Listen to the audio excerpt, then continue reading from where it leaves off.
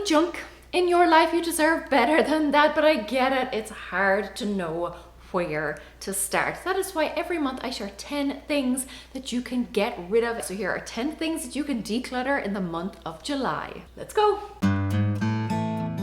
Hi guys, it's Laura and I help you live a simpler, happier, more spacious life. And the first thing that you can declutter in July is barbecue supplies or any outdoor dining stuff. If you don't want it, use it, love it, get rid of it. And while you're at it, the stuff that you are keeping, give it a good scrub. Because that stuff generally lives outside, it gets filthy really fast and you do not want to be serving up your food with a side of dust and dead insects. Okay, next on the potential chopping block is pots and pans. This is a great one because even if you only get rid of one, it saves a lot of space. And these are things that you're probably using on a daily basis or at least on a very regular basis. So tidying up this section of your kitchen is really going to make a big difference to your daily routine. These pots and pans are my pride and joy. I asked my husband for these for my birthday. That's how you know that you're old, folks.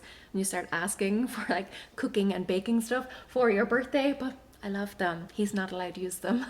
And let's face it, we all have a favorite pot or a pan. Anyway, it's the one that we always go to. So get rid of all of the ones you're not using. Get rid of anything where the non-stick coating is starting to peel. Anything that's just seen better days or sits at the back of a cupboard unused and unloved. Or maybe there's a pot or a pan that you don't use on a regular basis. You know, you only break it out for special occasions. If that's the case and it's kind of taking up space in your kitchen, consider moving it somewhere else. That way, on a daily basis, you can get to the stuff that you actually need and use. Okay, let's bring it over to the other side of my kitchen for this one, and that is any sort of food storage. So all of your Tupperware, your lunch boxes or lunch bags, your like resealable bags, all of those types of things, anywhere you would keep leftovers. We all know that Tupperware lids mysteriously disappear. They're like matching socks when they go into the washing machine.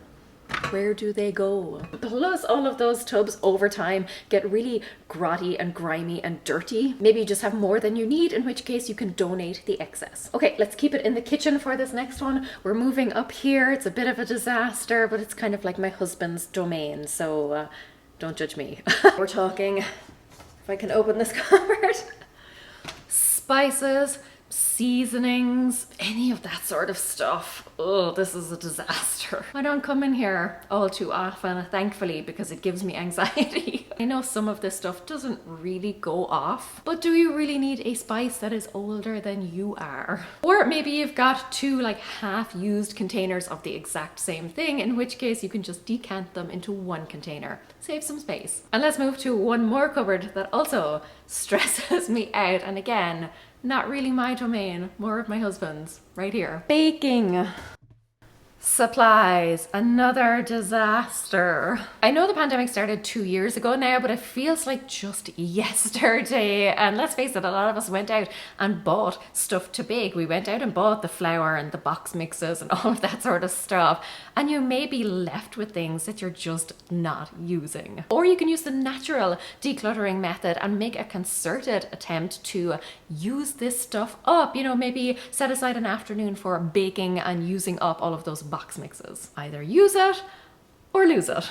Listen, I don't know what it is about this year, but the bugs just seem to love me. They don't normally, so I don't know what it is, but great time to go through all of your bug sprays, your repellents, and even your sunscreens and your after suns. Sun creams in particular expire generally 12 months after you've opened them. So if you've got one there that's been there since last year, or longer, chances are it's time to get rid of it. Go through your collection, get rid of anything that you know that you're not going to use, or like I said, that's past its prime. And also a great time to gather everything up and put it all into one central place, preferably near your door where you exit, so that everything, you have easy access to it when and where you need it. And just grab and go. You're probably starting to notice a bit of a theme by now, and that is that all of these things are related to kind of food or gatherings. And this next one, no exception, that is party supplies. I don't know about you, but in years past, if we needed a candle for a cake,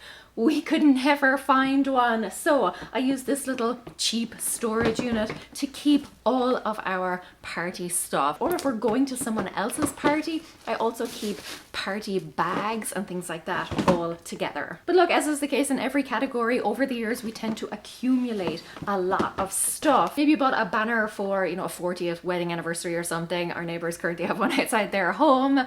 Chances are you're not going to use that again, so donate it so that someone else can get the benefit. But keep your supplies to the things that you're actually going to use, and like I said, great tip, keep them all together if you can. That way you know exactly where everything is when you need it, and you will never run out of candles or cups or paper plates again. When it's all in one place, you know where it is and you know exactly how much you have of everything. Now, if you've been following here for a while, you will know that last year I completely redecorated my office, and with that came a lot of extra accessories and things. So the next category is all of those painting supplies. Brushes, rollers, trays, drop cloths, it's just a million things. Maybe you've got stuff sitting around that has seen better days and you couldn't actually use or even identify as paint anymore. Or maybe, and this is 100% understandable, I can completely relate, you had a brush, you used it, you were too lazy or frustrated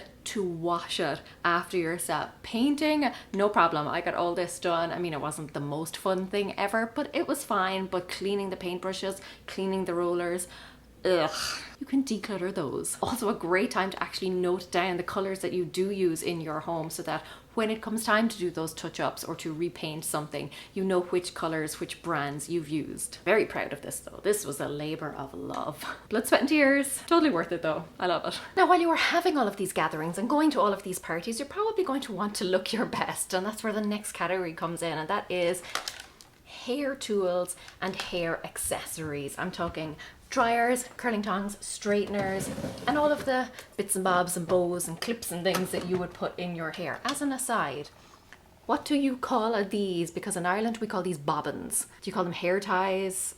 What do you call them? Anyway, a great time to go through all of those. Find the things that you're not using, pass them along to someone else, or you could do what I did, declutter your hair.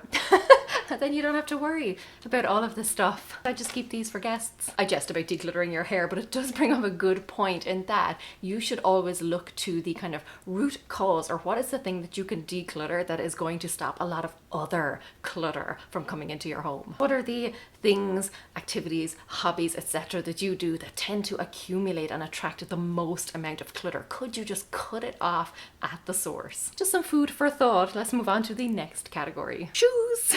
Now, if you have a lot of shoes, you could break this down into just like flip-flops, sandals, boots, etc. If you still love them, if you still want to wear them, then make a conscious effort to look after them, get them resold, whatever needs doing. But for those crusty old pair of flip-flops or the sandals with the strap that has broken, those you can let go. And look, it's not just the things that are in bad condition, but if you're not wearing them because they hurt your feet, it's time to pass them on to someone else. And also be conscious as you're wearing your shoes throughout the day. At the end of the day, are they hurting you? Are they rubbing? Are they pinching? You know, big decluttering sessions are great, but what's equally effective, maybe even more so, is just being intentional and being conscious and noticing things throughout your day, noticing the things that you're skipping over, the things that you're not using, the things that you're reaching past in order to get to something else. Do the same with your shoes. If they're not for you, then let them just walk right out of your life.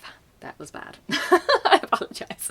Now, if you're on a roll and you're thinking, I want to keep this up, I want to keep going and getting as much junk as possible out of my life now that I've built up some momentum, check out this video where I share 50 things that you can quickly and easily declutter. I also share how you can get your hands on a free printable so that you can go through and have the satisfaction of ticking them off one by one. Go check that out, and until next time, go raibh míle maith agaibh. Agus feicim mé sibh go luath. Slán!